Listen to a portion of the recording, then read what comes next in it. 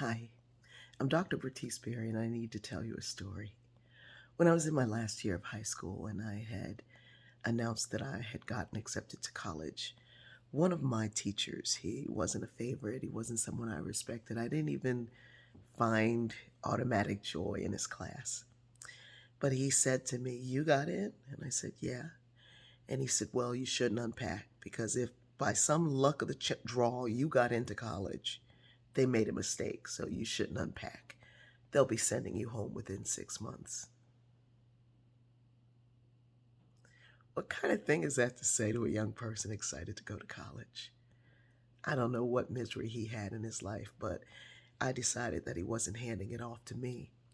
Still, that thing did something to me. It was buried somewhere in my mind, in my heart, and made me believe that there was some mistake, that even though I talked to people, even though they'd prepared for me, even though I'd received the mail, even though they said everything is good to go, I kept thinking maybe not.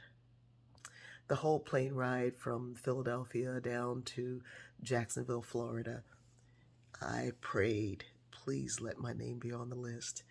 That they will be sending you home turned into they made a mistake and you won't even be on the list.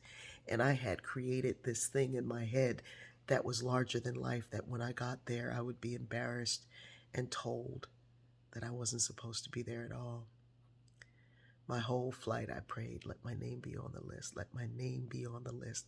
I knew that if my name could just be on the list, that I already belonged and that everything else would be easy.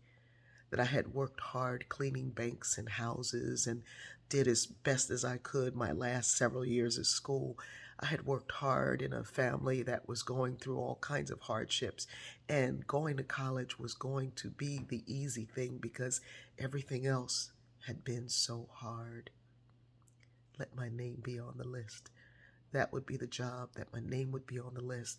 That even though I was the first one in my family to go to college, I wasn't the first one to deserve it.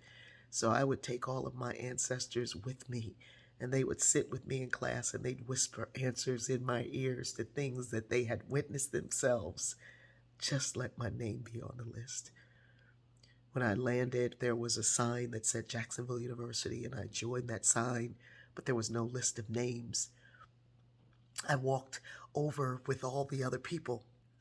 We got in that van, and the whole ride in that van, I prayed, let my name be on the list. Let my name be on the list.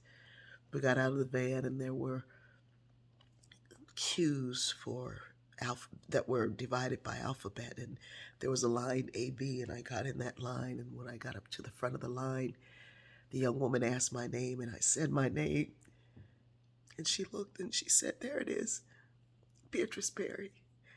I didn't even correct her. I was just so happy that my name was on that list, that I was on that list, that I was in. And once you know you're in, you know you belong. And once you know you belong, everything else works out. I had the hard work that I'd already done and the ancestors by my side, and I knew how to pray. My name was on the list. But still, I didn't unpack my clothes from my luggage for 6 months.